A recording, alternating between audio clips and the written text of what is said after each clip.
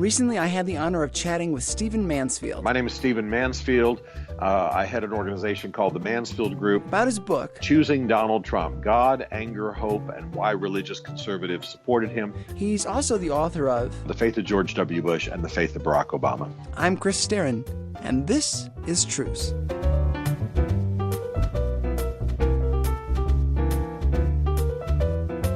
So, first of all, why did you dedicate your book to millennials? Well, it's a great question. I spend a lot of time with millennials, even though I'm in my 50s. I'm on college campuses a lot. I have millennials on my staff, et cetera. And they're often depicted as snowflakes and spoiled and what have you. But I find their sense of social justice to be inspiring. I think that they are grappling with the important issues of our society, even though they're not fully in power yet, in terms of socioeconomic and political power. And I admire them and think they're going to help us a lot in our country and in the Western world. So I wanted to encourage them a bit by dedicating the book to them. Plus, by the way, I know that they've been traumatized by the 2016 election, and I don't want to see them disheartened. And what made you want to write this book, Choosing Donald Trump? Well, I had done the book on George W. Bush called The Faith of George W. Bush. I'd also done the same kind of treatment on Obama, two very different men religiously. But I didn't want to do the same kind of book on Trump because I don't think he has a defining faith like the other two. Instead, I think what faith he's come to is relatively recent, even though he's been shaped by a long-term theological message coming out of Norman Vincent Peele. I'm sure we'll talk about that. So I wanted to write the book to identify the religious issues around the 2016 election, but also take a stab at telling Donald Trump's rather unusual spiritual biography, despite the fact that I didn't want to do the entire book on that theme. So it was an attempt to explain the election, explain him, but not do the same kind of treatment that I had done with the other two presidents. How did Norman Vincent Peele's method of preaching and his style impact Donald Trump? Well, he was raised in the church. When he first came into the world, his family was attending a Presbyterian church in New York. Over time, they became enamored with Norman Vincent Peele, the very famous clergyman and motivational teacher. And so they began attending his church, Marble Collegiate Church in Manhattan, and they developed a very close relationship with him. He became sort of the family chaplain, and not only their pastor, but also the chaplain to the companies and chaplain to the family. He would dedicate the buildings, do the weddings, do the funerals, etc. So he was very much shaped by the life and ministry of Norman Vincent Peele. And so in a sense, he spent his whole life being shaped by sort of a Christian religious motivational influence. But I think it really has been recently that he's been surrounded by some evangelicals who like him and want to help him, and they've begun to press him about the claims of his own Christianity, maybe in a more substantive way. So he's definitely a work in progress. He's definitely a mixture, as we all know. But it's not as though he's come to a Christian faith or any kind of Christian influence recently. He's basically been churched his whole life, but he absorbed more the motivational side of Norman Vincent Peele's teaching as opposed to the transformational message of Christianity. Norman Vincent Peele basically had two streams coming out of his life and ministry. One was the more traditional Christian gospel, live for Jesus, transformation in him, walk humbly with your God kind of theme. That was definitely there in Norman Vincent Peele's church life. But in Norman Vincent Peele as a motivational speaker, he wrote the very, very popular book called The Power of Positive Thinking. He was a guy who believed that you were made to be a success and to win. And, that your attitudes, your words, your actions could change your reality, et cetera. Themes we're very familiar with now, but they were new when Norman Vincent Peele first wrote the book and began to bring that emphasis. So the way I like to say it is that Donald Trump drank from the one stream and not so much the other. His version of Christianity was more the Norman Vincent Peele, sort of Norman Vincent Peele giving him footnotes for his belief that he should win, that he should conquer, that he should achieve, that he should be a success. So even though Donald Trump was sitting in church, he wasn't hearing a humble yourself, walk with God, serve others message. He was hearing a here's how you can win, here's how you can conquer, here's how you can achieve kind of message coming from Norman Vincent Peele. And again, that has been Christianity for Donald Trump during most of his life. I think he's being challenged differently now, but I think that's why we have a guy who, on the one hand, says he's a Christian and talks about reading the Bible a lot, and on the other hand, whose life is very much at odds with what we all understand to be the fundamental message of Jesus Christ. Right, even to the point of when he was asked, have you ever asked God for forgiveness? He said no. No, I mean, that's the mystery of Donald Trump. That's why he can have been in church for, off and on for 70 years. And yet, the famous humorous moment was during the campaign when he was sitting in a Presbyterian church in Iowa, and the communion tray came by, and he started putting money in it. He's so inexperienced, so non-reflective. He wasn't even sure what the difference was between the communion tray at a church and the offering. It's also why he says he reads the Bible more than anybody else, but couldn't really name a favorite scripture. And when he did, he said it was the scripture "an eye for an eye," which I can't think of anybody who really thinks that's their favorite scripture.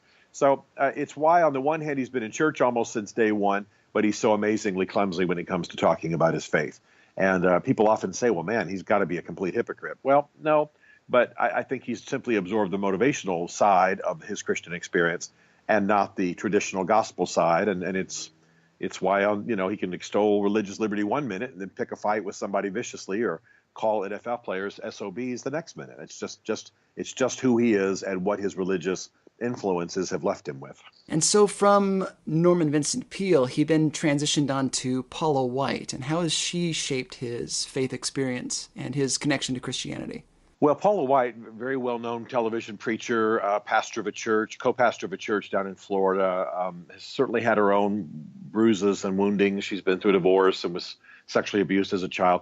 Donald Trump really related to a series on vision he saw her giving on television, called her, invited her to come up and visit with he and his wife. And Paula White sort of became the chaplain to his company. Paula White comes sort of more from the charismatic Pentecostal side of Christianity, very demonstrative, very emotional.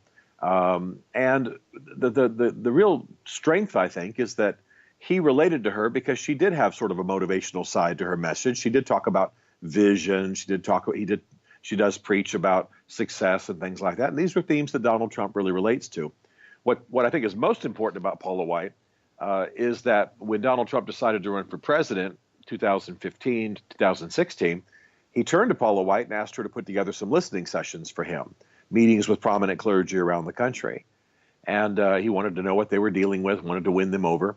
And to her credit, Paula White, again, though she comes from the Pentecostal charismatic side of things, she very much began to reach across denominational lines. She invited Catholic bishops, she invited Orthodox priests, she invited a rabbi or two, she invited even a mullah, Islamic mullah, or two to these meetings.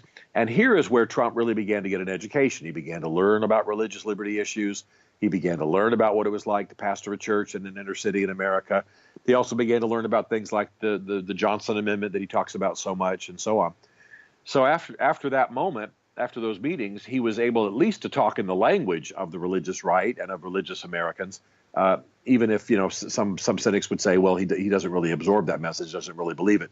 At least he was able to sound those tones in the campaign, and I think that a lot of his victory in 2016 is due to Paula White's creating those listening sessions. And you speak in the book there being sort of a transactional relationship between a lot of Christian leaders and Donald Trump. So we Christians can kind of help him get elected, but then what is it that Christians are getting out of that in return? Well, that's the big question that we can't quite answer yet. I mean, there's no question that if you go back to 2016 and the election, that most religious conservatives in America felt traumatized by the Obama years and pretty terrified of the Hillary Clinton presidency from a religious perspective. Surveys just show this. They felt like Obama was bombarding their faith, lawsuits, his Justice Department going after the Green family of Hobby Lobby for not wanting to include abortifacients in their medical coverage for their insurance cover for their employees, and even at one point prosecuting against a small order of nuns, things of this nature. And so, if you go scan the internet, look for war on religion, you're going to find that right next to Barack Obama's name. That's how the religious right, that's how religious conservatives thought. So I think what's important is to understand that most evangelicals, most religious conservatives, don't think that Donald Trump's the ideal Christian at all, but they did think that he could win.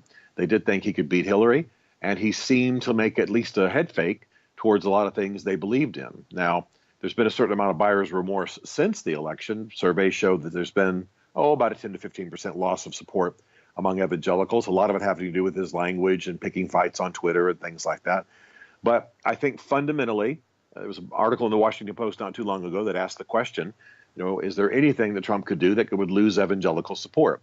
And a lot of the prominent evangelicals who were interviewed said, well, Trump gives us access that no other president's given us. And so I think you do have a transactional thing happening. I think Trump is giving them access. Trump is supporting some of their values. Trump is putting people on the Supreme Court they agree with, and so they're providing support. I think there's going to be some blowback. I think there's going to be some damage from this. We already know that as we discussed at the top of our time together, millennials very traumatized by that election. I know a lot of young evangelical millennials who are leaving their churches because they can't believe their church is so stridently pro-Trump. You've got a lot of evangelicals of color who are upset with their white evangelical friends, saying, "Hey, I guess it didn't matter to you that Trump was comfortable in a racist environment, et cetera." So I think you're still, I think the jury's still out on exactly what the evangelical supporters of Donald Trump are going to get from him. But so far, although there's been a little bit of drop-off, they seem to be getting what they bargained for, and they're not necessarily deceived in thinking that he's the ideal Christian. One of the more interesting parts of the book, I thought, was the discussion of how Trump isn't so much an outsider, but one of us, a reflection of our culture. Can you expand on that idea a little bit?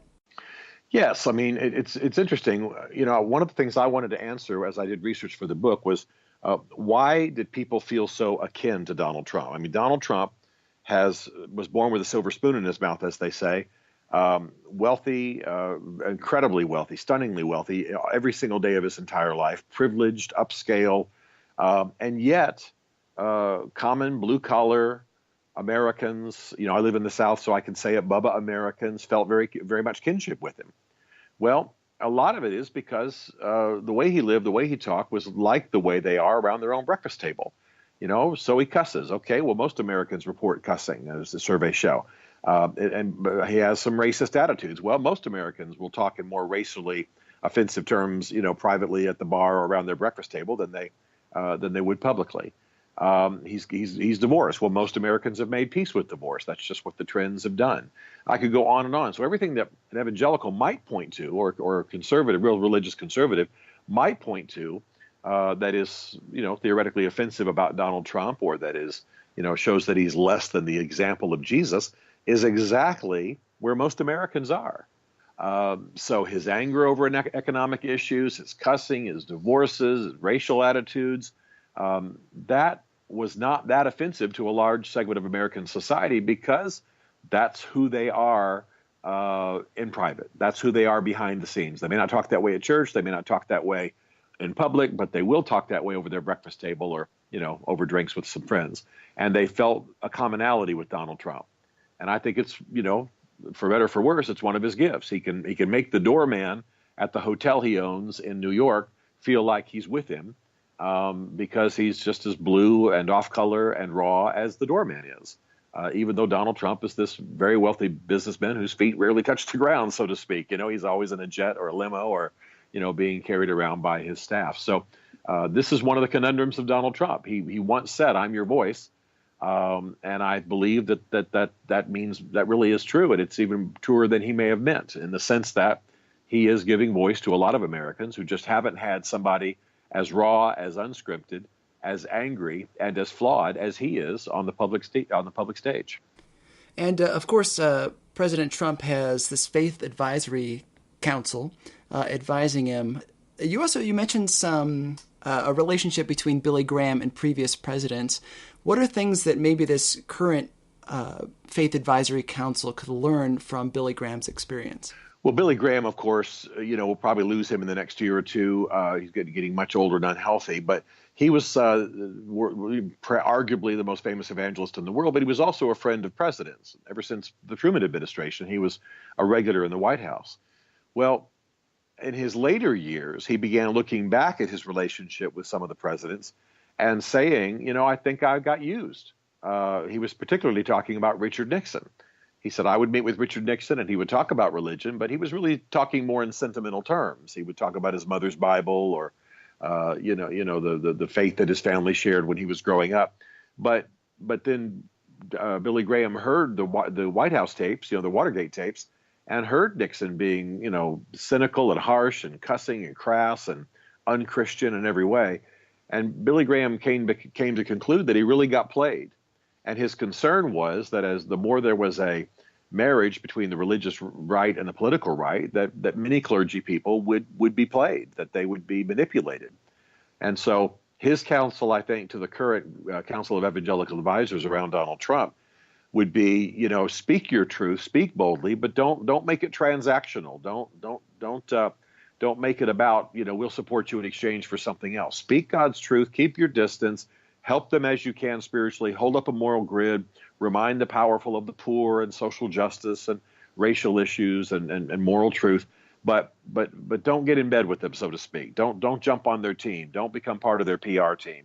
And I think that Billy Graham's experience is a very good one for those of us who are Christians, or religious of any stripe, and are in the lives of the politically powerful. I think Billy Graham would say, you can be played, you can be manipulated, and many times that's exactly why the politician, the powerful person, has given you access in the first place. So be careful.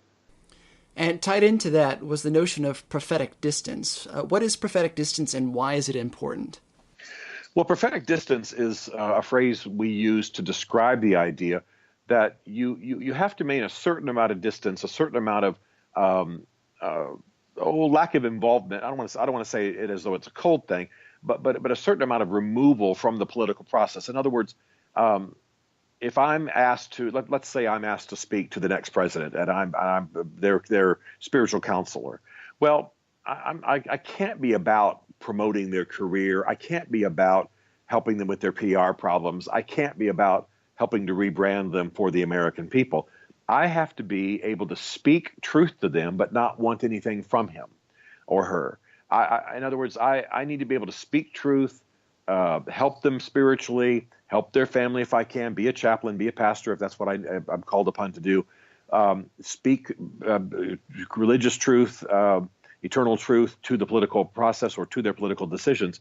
But I can't be bought off, allow myself to be bought off by prominence or position on a stage or by anything that that would be sort of transactional. I have to be clean. I have to be free from agenda. I have to. That's what we mean by maintaining prophetic distance. Is that you speak your truth, but you're free of an agenda.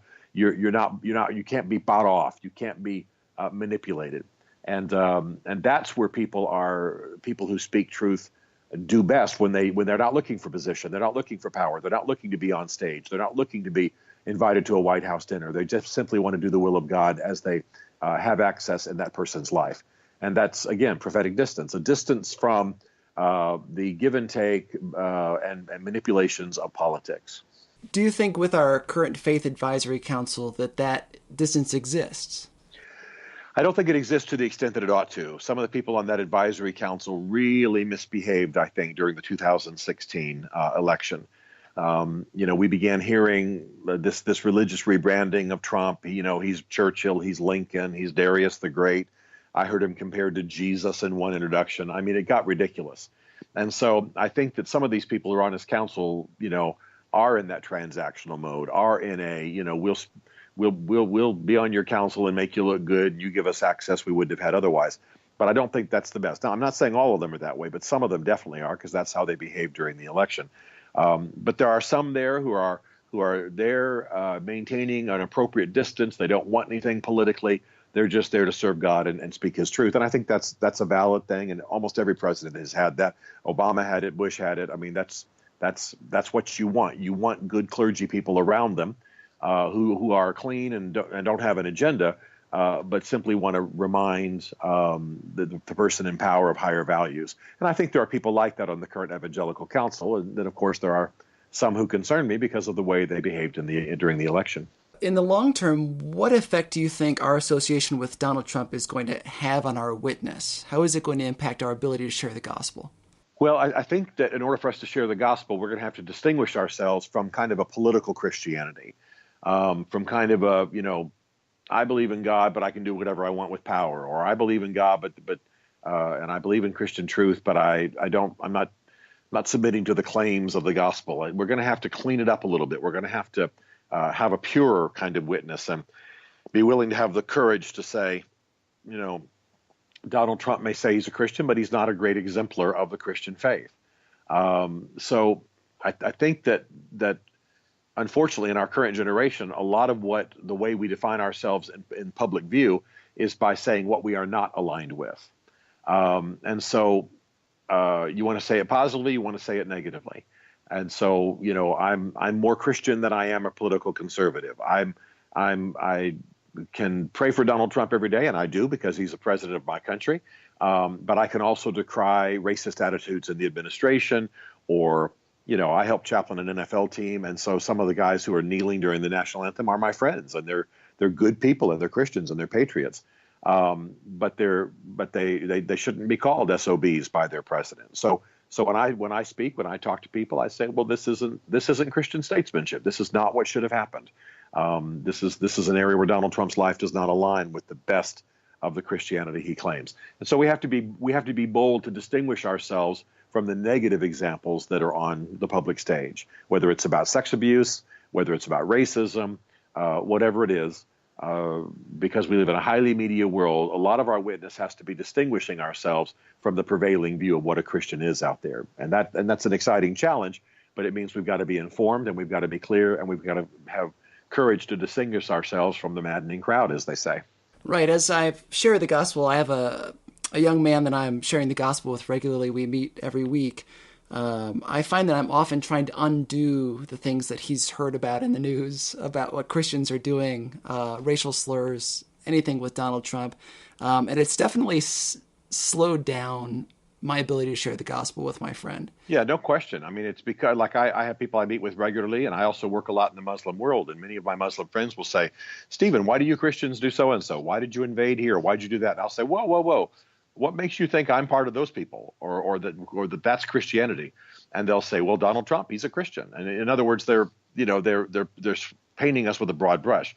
Or I'll meet, like you do, with somebody regularly who's sort of approaching Christianity, and they'll say, well, why do you Christians do so-and-so? I'll say, hey, hang on.